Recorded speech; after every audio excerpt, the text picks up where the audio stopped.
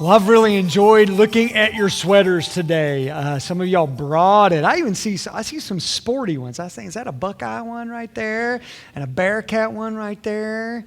Man, I need a UK ugly Christmas sweater, man. I need to represent a little bit.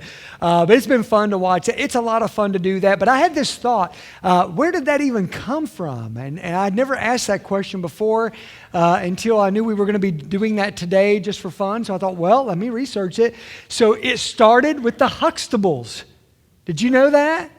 The Bill Cosby Show, man, the Huxtables made it popular. Now, they may have been sweaters around before then, but Cliff Huxtable is the one who made it very popular. And then it was really on the big screen. It showed up in the National Lampoon's Christmas Vacation with Clark Griswold. In fact, in the last service, I met someone who said this is the exact design that Clark Griswold wore in the movie. He was very proud of that, so that was cool to see. So that's where it started. But you know what? It actually kind of fell off after that. That was in the 80s.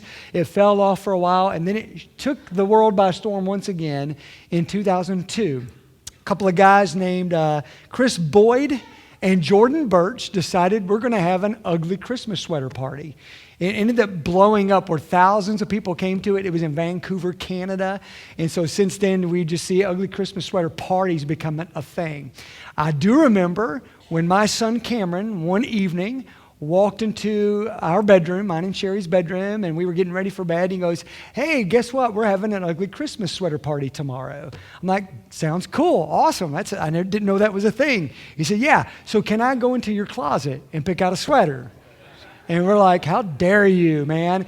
But of course, he went in and found one and used it and everything. So that's when I first heard about it being a thing. And so I remember not too long after that, maybe another Christmas or two after that, I believe it was either our college students here or our youth were having an ugly Christmas sweater party, and I was going to go to it. And I thought, well, I need to buy me one. I mean, like a real one, not one that was an accidental ugly sweater. So I went to Walmart thinking that's the place to go if I'm going to find me a good deal on an ugly Christmas sweater. And man, those things were $40 and $50 for something that's going to be called ugly. So I said, nope, I'm not doing it. So a couple of years ago on the clearance rack, one summer, I think it was the Kohl's in Walton, I found this $5 clearance rack deal from Kohl's. But it's beautiful because it's got Star Wars on it. This is a really pretty sweater. Yeah, I hear that. So anyway, but that's where it all started, and that's why we celebrate it even now, and I think it's a lot of fun. But just like the video said, and what's been kind of our theme today, to sort of go along with this is why Jesus came. If you leave here with remembering nothing else about today, I hope that you will walk out of here today knowing this and believing this to be true. Jesus came to turn ugly into awesome. That's why he came. He came to do just that.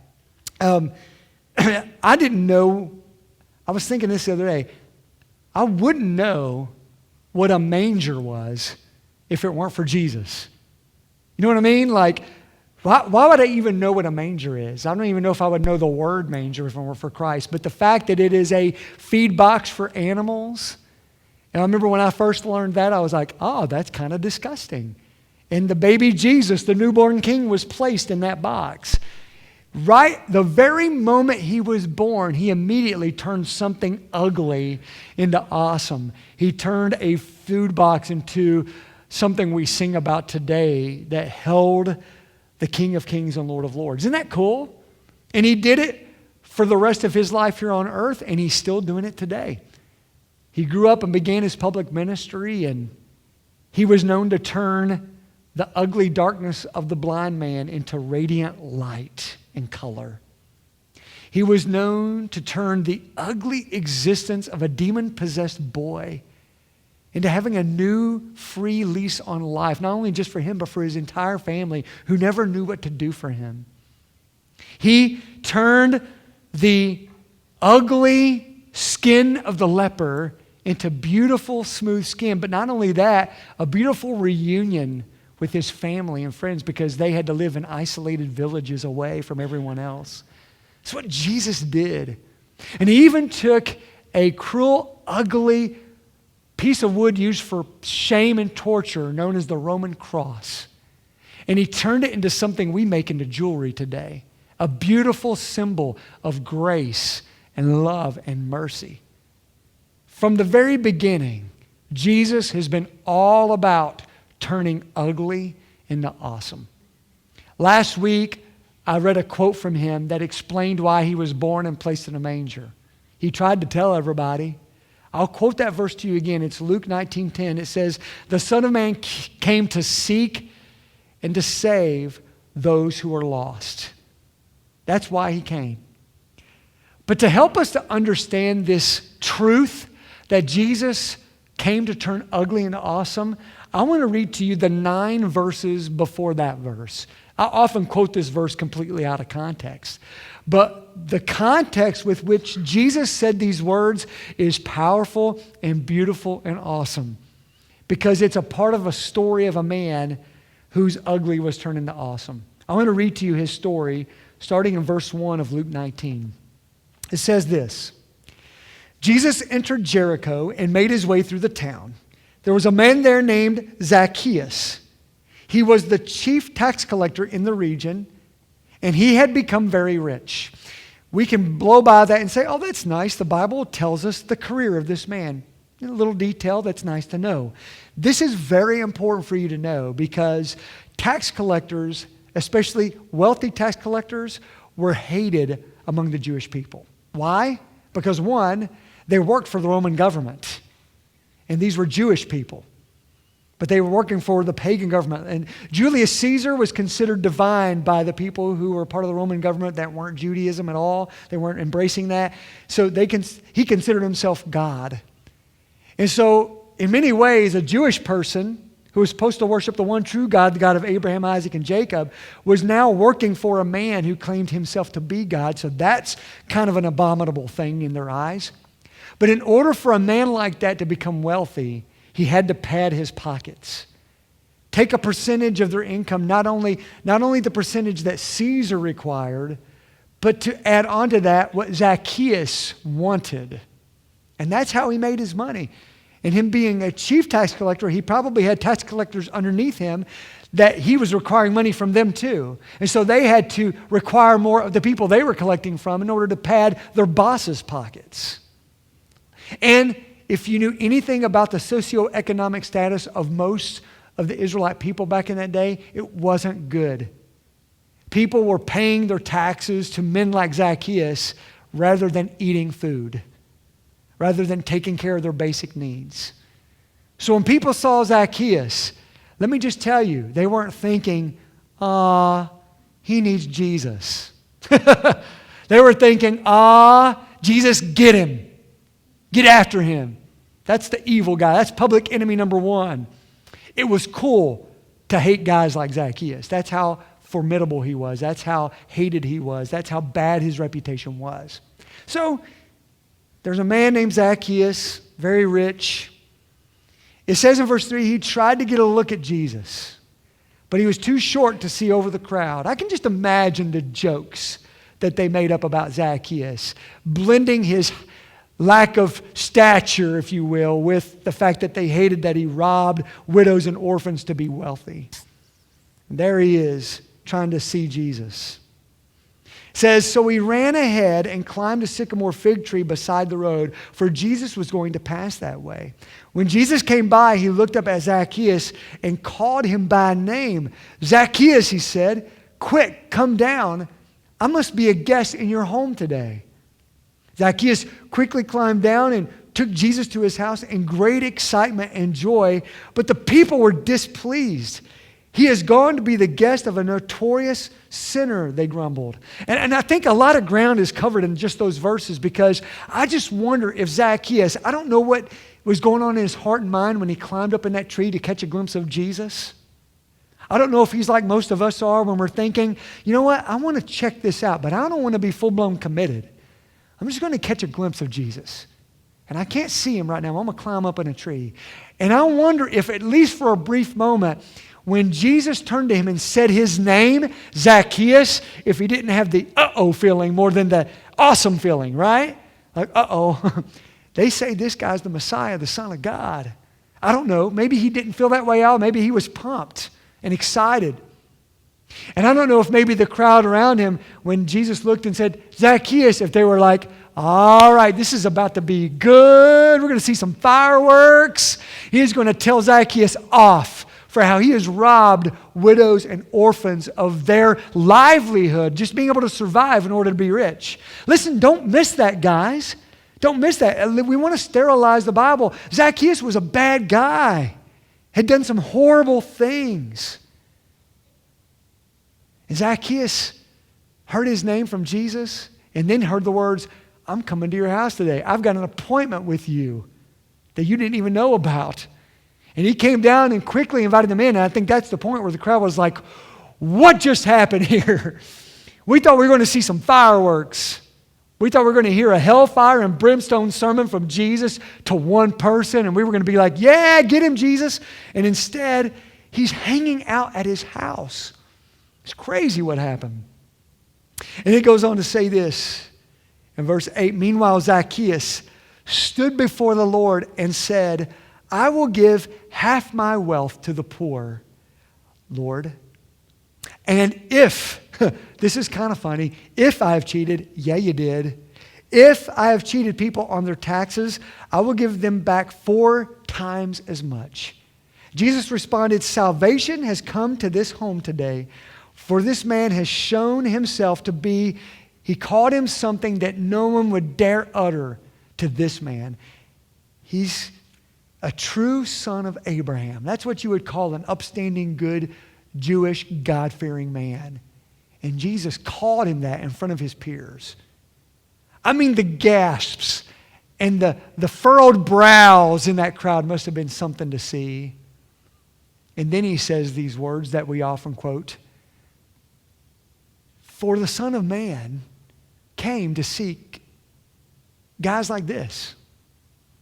For I came for men like this, so that they would move from being lost to being found forever. For the Son of Man came to seek and save those who were lost. I came to turn this ugly into awesome. That's what he's saying to him. It's an incredible transformation story, this man named Zacchaeus.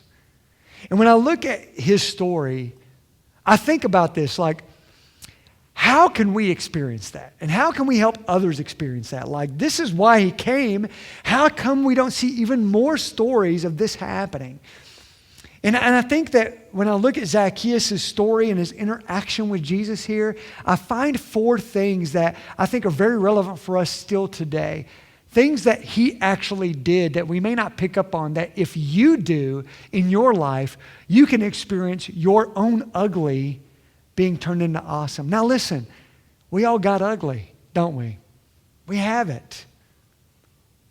I'd like to think I'm a better man than Zacchaeus. I'm not. And I don't deserve, I hope, and well, I'm not going to say I hope, I am thankful for the fact and the truth based on the Word of God. I'm thankful for the fact that I will not get what I deserve when I stand before God. And the only reason I can say that with confidence is because the gospel is that Jesus Christ took upon himself what I deserved.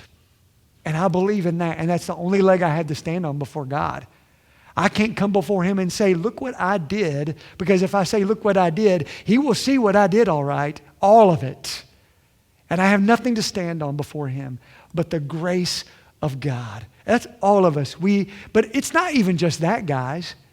It's not that I got a story of what I was like before I met Jesus at the age of 15, and I can talk about all that ugly. But my story isn't that, and I have had 0 ugly since. I'm just so non-ugly. No. I wake up and sometimes I have ugly from the get-go. Ugly thoughts, attitudes, outlooks. I'm not thinking the way I should be thinking.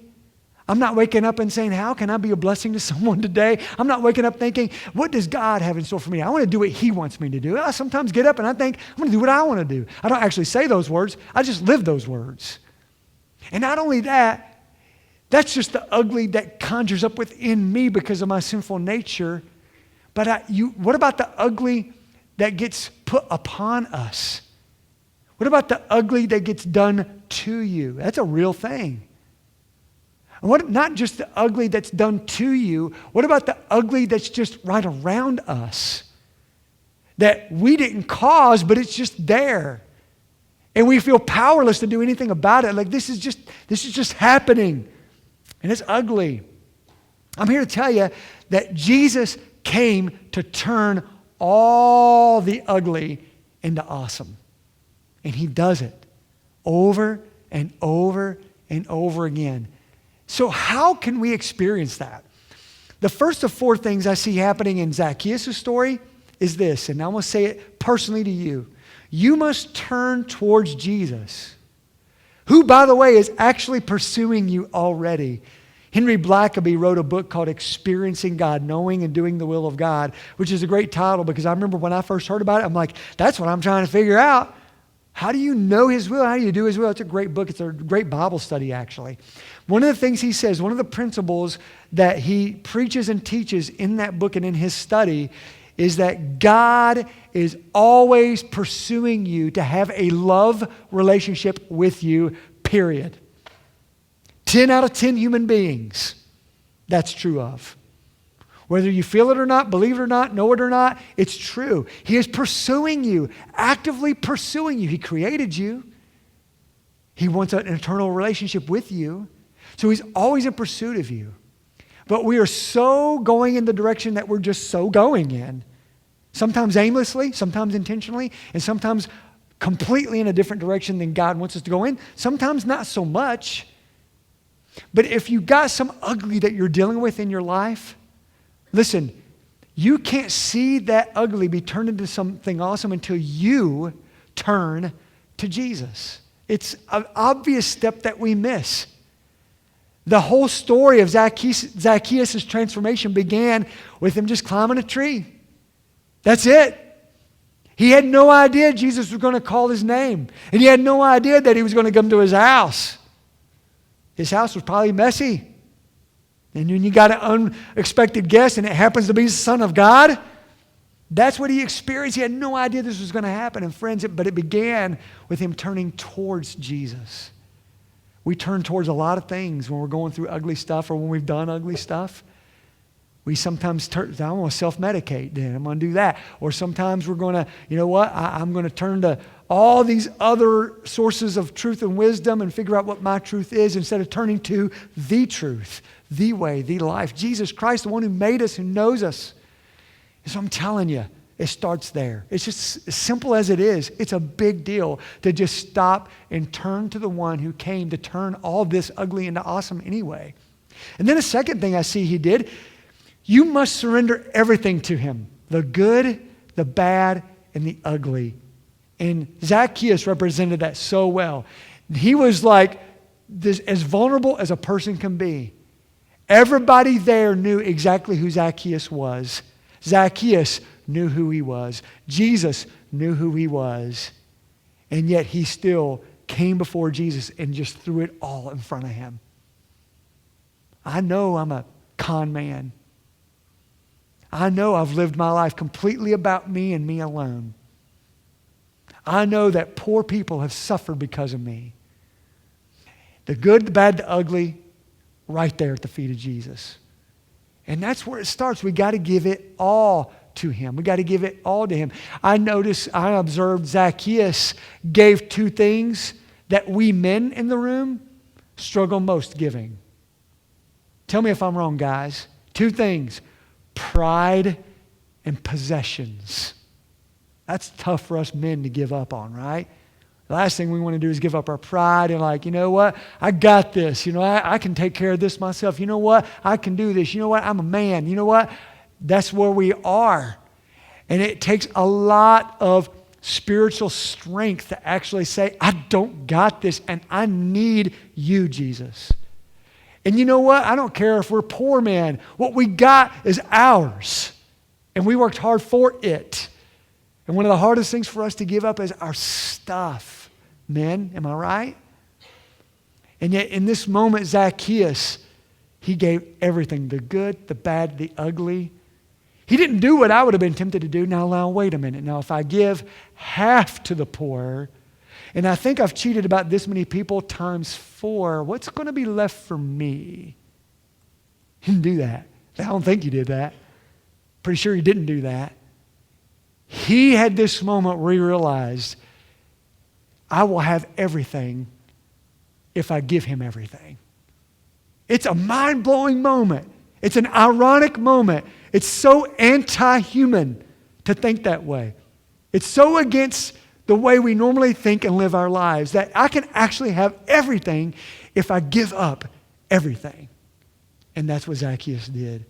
And friends, if you want your ugly to turn into awesome, give him everything. I mean, give him everything in your life. Lay it down at his feet. And then this is the hard part, guys. You must trust him completely, always believing he's working out his will for your life. Well, now, what if I give him everything that I possess? How am I going to eat? Zacchaeus didn't seem to be worried about that, did he? He just surrendered it all and trusted Christ with the rest of it. And we're so guilty of, we have made this idea of belief and faith, we've hallmarked it, guys. It's a hallmarkish thing. You know, we etch it in script and hang it on our walls and say, yeah, faith and family. Faith is hard work, man. It is that stuff where you put on your work clothes and you put on your hip boots and you wade through your ugly waiting for God to do something with it. That's faith right there. Faith is not, I laid at his feet just like Clark Griswold putting his plugs together and lights up and it's beautiful. No. There's a lot of ugly that's still there that Jesus is going to work on and transform, and you may not see it for years. You know that the heroes of the Bible, they knew that God was going to do some incredible things that had been prophesied about, and they never lived to see it happen. That's faith. Trusting that he's got this, even if I don't get to see the awesome result of it. That's faith, guys. So when you let it go, don't pick it back up. When you surrender it all, don't try to pick it back up and try to say, no. You're not doing this fast enough, God. You're not doing it the way I want you to do it. No, you let it go and you say, I'm just going to leave this at your feet. And yeah, let's be real. I'm not saying we're going to be like, isn't it great that things are so hard in my life right now? I'm so happy. No. We can still be real and comfort one another and encourage one another and be honest before God and others. What I'm saying, though, is that faith says, but I know that Jesus is going to work out his good and perfect will. And I'm okay if it's different than I thought it would be. And I'm okay if it takes a different timetable than I want it to be, because I trust his will over my will. That's faith, guys. And that's hard. It is not easy. But when we have it, it transforms us. Which brings me to the last thing, and this is the most subtle thing about what Zacchaeus did, and it's the most subtle thing about the key to your transformation, that we miss it. You must love God with your whole being and love others like you love yourself. Because here's what we're guilty of. What we're asking God to transform is our ugly circumstances. God, this is our prayer list, if we're being honest, right? How often, if I look at my prayer list, it's usually, I don't like this circumstance. God, will you do something about it? I don't like this circumstance. God, would you do something about it? Okay, and there's nothing wrong with that. We must present those before the Lord. But you know what caused Zacchaeus to transform? He loved that Jesus standing before him enough to where he gave him everything. It's all yours, God. And he loved others enough to where he looked at the people around him who were probably hoping that Jesus would have crucified him right then and there. And he looked around and he saw those people who he had robbed, and he loved them enough to not only give them back what he robbed from them, but to give it back 4 times. While you're waiting for Jesus to transform your ugly into awesome, while you're waiting for that, do this. Love him and love others like you love yourself. And watch what happens. He will transform you from the inside out. And you know what I've noticed happen in my life and other people's lives? We take things off our prayer list because we don't even care about that anymore. Because once I start loving God and loving others, there's a lot of things that don't matter. in this world anymore. Changes me, transforms me. And I still need to be reminded of that, guys. And maybe you do too. That it starts, that transformation of ugly to awesome starts from the inside out, not from the outside in. That's what he does. I want to quote to you the angels from that first Christmas. They said this. This is Luke 2:14. Glory to God in the highest, and on earth peace, goodwill toward men. I've heard that many times. Mostly from Charlie Brown and Linus. That's where I heard it over and over as a kid, over and over. I didn't go to church, but I knew that, right? I heard them at the Charlie Brown special say that, you know. And you see it on a bazillion Christmas cards this time of the year. Sounds awesome, doesn't it? But when the angels sang those words, glory to God in the highest, and on earth, peace, goodwill toward men. I've heard so many people tell me, you know, it just seems like this old world's getting worse and worse as the day goes on. And I'm not saying that we're wrong to think that. That may be true, but I got a theory on it. You know what my theory is? I think it's the same. It's still bad. A lot of darkness. The difference is we all got iPhones to capture it and see it immediately when it happens. Right? Because when I think about the earth that newborn Jesus was born into, that earth that the angels sang peace about, it was an earth that was ruled mostly by one government, the Roman Empire. And do you remember me saying this? The leader of that government thought he was God.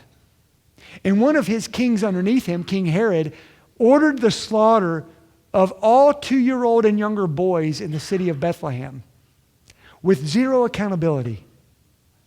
Right? That's the earth the angels were singing about. It's been ugly a long time, guys. And yet, God so loved the world that he gave his one and only Son so that whoever, Zacchaeus, the King Herods, all of them, whoever believes in him will not perish, but have everlasting life. Man, I don't care how ugly your ugly is. You throw it down at the feet of Jesus and watch what he does. And that's the next step I encourage you to take today. It's very simple. Give Jesus all your ugly today. It may be your ugly. It may be someone else's ugly that's making your life feel ugly. It might be ugly circumstances. I don't care what it is, friends. I don't know that there's any other thing to do with it than to give it to Jesus today. Lay it at his feet and then walk away trusting that, God, I know you're going to work out your will, your good and perfect will in my life. It takes faith to do that. But will you do it? I want you to bow your heads right where you are, and I'm going to lead us in a time of prayer. We're going to sing a closing song that we've sung here quite a few times before called, "Oh, Come to the Altar." An altar is basically an object that's built to represent the intimate presence of God. There was an altar in the Holy of Holies in the Jewish temple. In fact, the only person that could approach it was the high priest once a year, basically. But today, because of Jesus Christ, you can turn that chair you're sitting in into an altar. Because of Jesus Christ, you can walk up front here and kneel down in front of this platform, and that can become an altar before God. I don't know about you, but my driver's seat and my shower at home has become the altar before the Lord quite a few times, crying out to God and talking to him. Right where you're sitting, will you make it an altar before the Lord? And are you willing to drop all the ugly that you've been thinking about this whole service and give it completely to him? That's what I'm asking you to do. That's what he's asking you to do. And walk out of here more free than you've ever been in your life. Lord, I can't believe you do this for us because we don't deserve it. But yet you do it anyway. I'm blown away by your grace and your mercy. You are awesome. And Lord, because you sent your Son, placed him in a manger and allowed him to die on a cross, we can approach you with our ugly, knowing that you're not going to condemn us like we deserve, but instead, you're going to take it and transform it and do something amazing in it and through it. Lord, all over this room, there are people praying and perhaps right now laying down at your feet the ugly they've been dealing with, God. Lord, I pray that you help them to know that you are so big, so awesome, and so good that they can trust you with all of that in their life. Lord, I ask all this. Help us to have enough faith to do all this. In the name of your Son, Jesus. Amen.